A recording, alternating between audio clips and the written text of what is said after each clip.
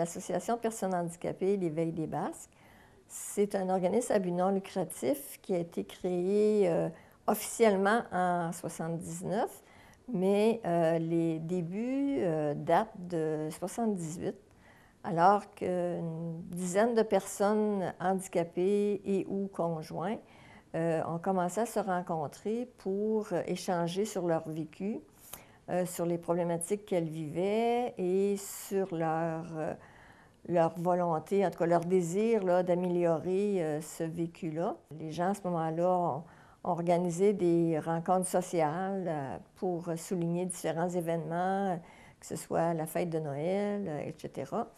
Mais c'était beaucoup plus pour socialiser que ces rencontres-là se faisaient.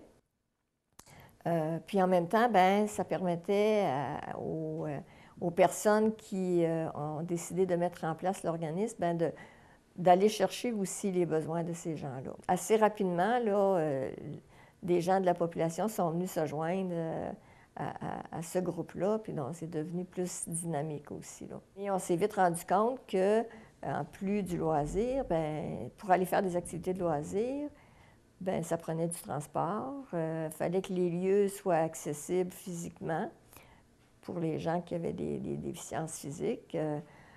Alors, c'est ça, on a commencé tranquillement à travailler justement à faire des demandes d'aide financière pour nous aider à monter des projets pour, entre autres, là, vérifier l'accessibilité des lieux, que ce soit des établissements publics ou des équipements de loisirs, etc. Les gens étaient peu sensibilisés aux besoins de ces gens, des personnes handicapées. Là. Souvent, ce qu'on se faisait dire, ouais, mais si mettons je fais une rampe d'accès ou que j'améliore mes portes d'entrée, etc., bien, j'en vois pas de personnes handicapées qui viennent à mon commerce. Sauf que là, on disait, bien, vous n'en voyez pas, mais peut-être parce que, justement, parce que vous n'êtes pas, vos lieux ne sont pas accessibles à ces gens-là. Là. De fil en aiguille, bien, c'est ça. On a commencé à voir des rampes d'accès qui ont été installées à différents endroits, les portes qui sont, les gens qui ont diminué, je dirais, la force de préhension là, des portes pour que les gens puissent y avoir accès plus facilement.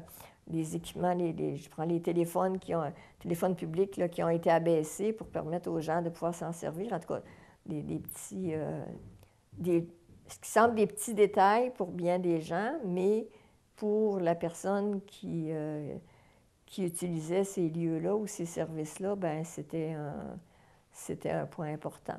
Les personnes handicapées ont des besoins, oui, ont des capacités, oui, mais dans le fond, comme toute autre personne, ils ont besoin d'être entourés, d'être supportés dans leur quotidien, mais ils ont beaucoup, beaucoup à apporter à la population. On a presque bientôt 40 ans là, de vie active. Là. Donc, l'association a été mise sur pied pour regrouper les gens, faire en sorte qu'il y ait un regroupement commun, puis promouvoir les droits, les intérêts des personnes handicapées. On a aussi, au travers de ça, acquis d'autres services, donc des services de transport adaptés, mandataires pour la Société d'assurance automobile du Québec. On a aussi le transport collectif qui s'est joint à nos activités, puis en plus, on fait plusieurs démarches là, et autres activités auprès de nos membres. Donc, on a une bonne association qui est active là, dans le milieu. L'éveil, au cours des années, a beaucoup collaboré avec la commission scolaire du Fleuve et des Lacs pour offrir des activités aux personnes handicapées à nos membres pour permettre l'intégration sociale des gens. Moi, je suis intervenant communautaire à l'Éveil des Basques depuis 2011. Le travail d'intervenant communautaire, c'est, dans mon cas, j'anime des groupes avec la clientèle de l'Éveil. Il y a aussi de l'intervention individuelle qui est faite soit dans mon bureau ou par téléphone. Mon travail m'amène aussi là, à participer à des tables de concertation au niveau des Basques. Et aussi des fois là, à rencontrer des personnes qui veulent rendre leur endroit accessible, là, donner un peu des façons de faire. Je ne suis pas le seul intervenant communautaire au niveau de l'éveil. Il y a Marie-Ève Ouellette aussi qui qui est intervenante communautaire, donc on est deux à ce niveau-là.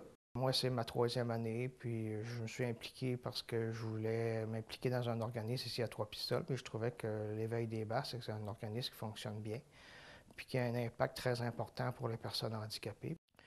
Le conseil d'administration, c'est bien important au sein d'un organisme communautaire. Les membres sont élus à l'Assemblée générale annuelle, qui a lieu en général au début de mai. Les gens reçoivent une petite formation là, pour s'intégrer au conseil d'administration.